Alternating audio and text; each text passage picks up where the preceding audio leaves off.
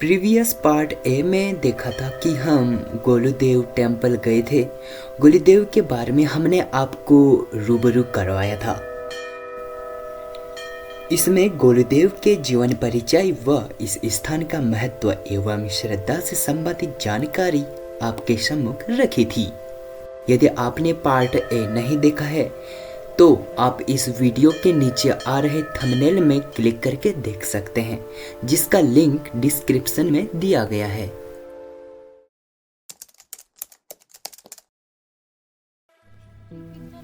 हम टेम्पल के दर्शन कर करीब 1:30-2 बजे के आसपास वापस आ गए थे। वापसी में हम अल्मोड़ा जू देखने के लिए भी चले गए। क्या करते यार, हमें भूख बहुत लग चुकी थी तो हमने लंच के तौर पर ये कुछ किया। लंच में बॉयल आलू, उसके साथ चना, खुली हवा के बीच खाना खाने में अलग ही आनंद आ रहा था। शांत जंगल में कहीं पक्षियों की आवाज तो कहीं सड़क में चलते वाहनों की आवाज, वे सब मिलकर इस जर्नी को और आनंदमयी बना रहे थे। हमने इस जू में एंट्री लिया और जू देखने के लिए चले गए। यदि आप भी यहाँ आना चाहते हैं, अल्मोड़ा यानी धारनवाला से यहाँ के लिए टैक्सी पकड़ सकते हैं। यहाँ पर एंट्री फीस 20 रुपये है, जो कि काफ़ी कम है। यहाँ पर आपको तेंदुए, हिरन या सांभर, चीतल, खरगोश आदि ऐसे पशु देखने को मिलेंगे जिसे आपने खुले वातावरण में सामने कभी नहीं देखा होगा।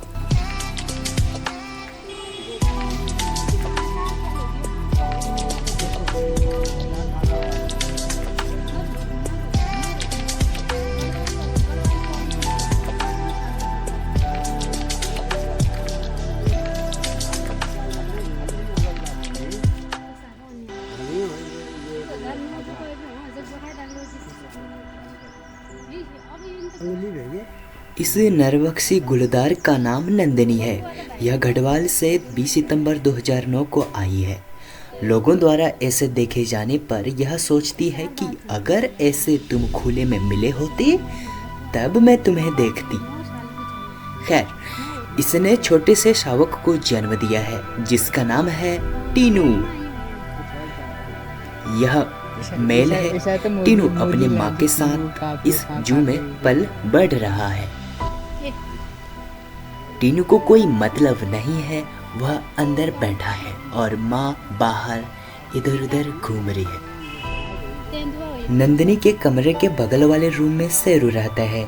वह 17 अप्रैल 2013 को पौड़ी से लाया गया था, यानी घायल अवस्था में यहाँ पर रेस्क्यू किया गया था। इस शेरू की औसतन लंबाई 225 सेंटीमीटर है और वजन 80 किलोग्राम का है। शेरू के अतिरिक्त यहाँ शेरू के दोस्त डॉली और अन्य साथी गण भी रहते हैं। हम उनको ऐसे देख रहे थे जाने हम पिंजड़े में हों और हमें पिंजड़े से बाहर निकालने के लिए हम किसी की आस लगा रहे हों। देखे भी तो क्यों नहीं, कभी किसी को इतने करीब से कहाँ देखा है।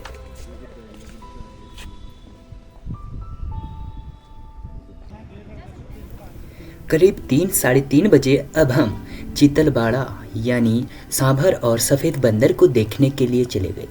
यहाँ से 450 मीटर की दूरी पर है। वहाँ पर हमें सफ़ेद बंदर, सांभर, हिरन आदि ऐसे जानवर देखने को मिलते हैं जो हमने कभी सामने भी ना देखे हों। अब हम क्या करते यार, होले होले सीढ़ियों से नीचे उतरकर आहिस्ते आहिस्ते छोटे से बांध को पार करते हुए हम आगे बढ़ते चले गए। और उस तरफ था सांभर, जहाँ पर पशुओं को रखा गया था। ये सीधे चलते जूते। ये छोटा सा जलाशय बांध मन को बहुत लुभा रहा था, तो क्यों न मैंने सोचा एक छोटा सा शॉर्ट्स ही हो जाए। इसलिए मैंने सिस्टर को एक शॉर्ट्स बनाने के लिए बोला, तो काफ़ी अच्छी बनाई सिस्टर ने, आप देख सकते हो।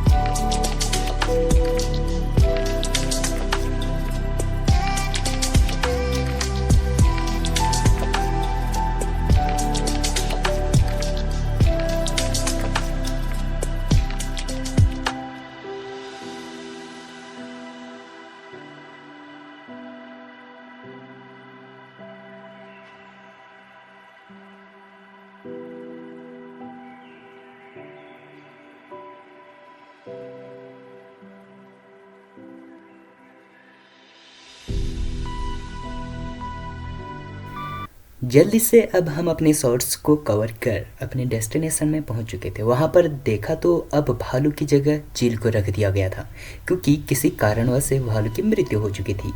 चील बाहर देखता, वो भी उड़ने के लिए सोचता। भले इस चील की भी क्या गलती जो उसे पिंजड़े में बंद करके रखा गया है। अब देखे सफ़ेद बंदर, यहाँ पर सफ़ेद बंदर है, इसको भी बंद करके रखा गया है। इसको काफ़ी साल हो चुके हैं। बंदर भी कहीं न कहीं दूसरे बंदर को देखता और मन ही मन सोचता, काश मैं भी इस पिंजड़े से आज़ाद होता, इन बंदरों की तरह इधर उधर उछलता कूदता। अब पापा ने हरी घास दी, बंदर उस पर ऐसे टूट पड़ा जाने हरी घास में कभी न टूट पड़ा हो।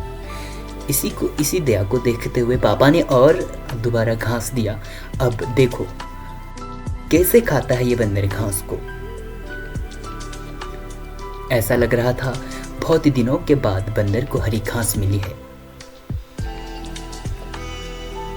और ये बंदर कहीं न कहीं सोचता, पापा को धन्यवाद करता, क्योंकि उनके कारणों से उसको हरी घास मिली है। और तो दर्शक सिर्फ देखने के लिए आते, अपना मनोरंजन पूर्ण करते।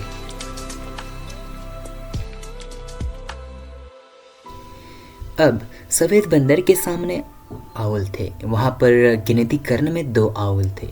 आउल की ये खास बात यह होती है कि आउल ज़्यादातर रात में अच्छी तरीके से देख पाते हैं। उनमें विजुअल पावर ज़्यादा होती है औरों के मुकाबले। अब हौले हौले हम ऊपर बढ़ते हैं। ऊपर लास्ट अब हम उनको देखते हैं, सांभर और हिरन को देखते हैं। उनको बाड़े में ऐसे बंद करके रखा था जाने कोई बकरी और बकरियों का डेरा हो। वहाँ पर गिनती करने में शायद 60 to 70 सांभर और हिरन होंगे। वहाँ पर हिरनों के बच्चे भी थे जो काफ़ी क्यूट लग रहे थे और उन्हें हम देखे जा रहे थे। और इनको दोपहर या शाम को एक ही टाइम में हरी घास मिलती है और टाइम में दाने या चने आदि दिया जाता है। इनको देने के लिए भारत सरकार से विशेष बजट आते हैं। ये सांभर और हिरन बरसात के समय छोटे से घर में रहते हैं। अब हम अल्मोड़ा जू के दर्शन कर नीचे यानी अल्मोड़ा की ओर आ गई। एंटिटी से होते हुए आगे दीदी गाइड कर रही थी। अब हम आते हुए जेल की ओर भी रुख किया। अल्मोड़ा जेल की स्थापना 1872 में की गई थी अल्मोड़ा के अंतर्गत। जो ये यहाँ पर लिस्ट दिख रही है, ये इस जेल में गए हुए क्रांतिकारी थे और वहाँ पर वो वर्ष दिया गया है। और इसी जेल में जब भारत छोड़ो आंदोलन चल रहा था तब 500 लोग यानी 500 क्रांतिकारी इस जेल में नज़रबंद कर दिए गए थे। पंडित जवाहरलाल नेहरू 2 बार गए।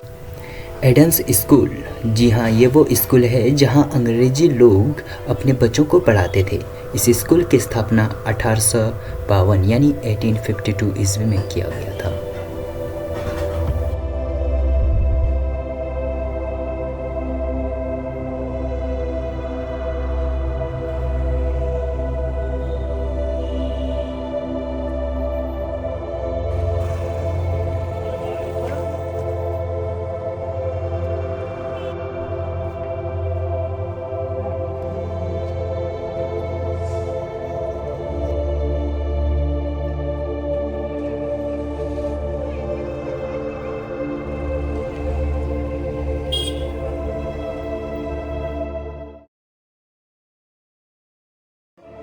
अब हम होले होले पहुंच चुके थे नंदा देवी के प्रांगण में। इस समय नवरात्रियों का सीजन था। लोग झूले में बैठ रहे थे तो लोग अपने बच्चों को झूले में बिठा रहे थे। इसी दौरान हमने भी एंट्री ले ली। आप देख सकते हो विशाल साइट को है ये झूला लगा हुआ और नवरात्रि के टाइम भीड़ काफ़ी उमड़ पड़ी थी। आप देख सकते हो भीड़ में।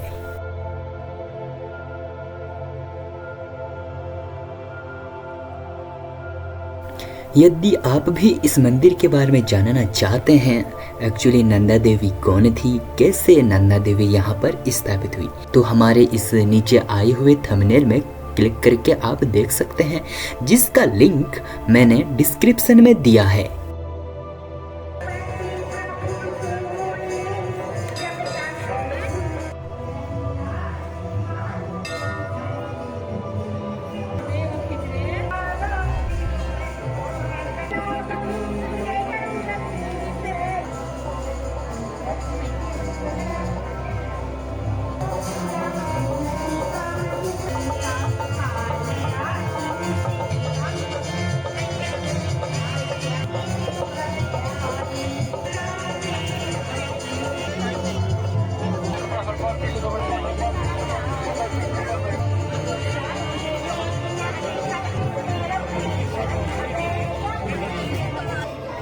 अब हमारे फेस में 12 बज चुकी थी, यानी शाम का भी टाइम हो गया था।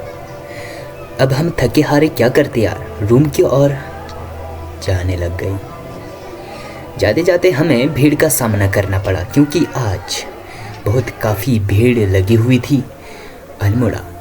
वैसे अल्मोड़ा यूं ही फेमस नहीं है। अल्मोड़ा खेम सिंह की दुकान हो या अल्मोड़ा सांस्कृतिक नगरी, अपने में एक विख्यात नगरी है। अल्मोड़ा में नंदा देवी मंदिर की तरह ऐसे मंदिर हैं जहां आप घूमने जा सकते हैं। ये मंदिर हैं कसार देवी मंदिर, जागेश्वर धाम, कटारमल सूर्य मंदिर। दोस्तों, लाइफ में घूमना हर किसी के बस की बात नहीं, वो भी तब जब स्टूडेंट लाइफ हो। मेरा ये फैमिली में फर्स्ट टूर था, इसलिए मैंने सोचा क्यों ना इसे एक मेमोरी के रूप में रिकॉर्ड किया जाए। आशा करता हूँ कि ये वीडियो आपको हेल्पफुल लगी होगी। इसमें मैं कोशिश करता हूँ कि अधिक से अधिक न्यूज़ देना, इन्फॉर्मेशन देना और नई जगहों से परिचय करवाना। तो हर दिन की तरह इस वीडियो को भी यहीं पर समाप्त करते हैं। मिलते हैं अब नए वीडियो में, तब तक अपना ख्याल रखिएगा।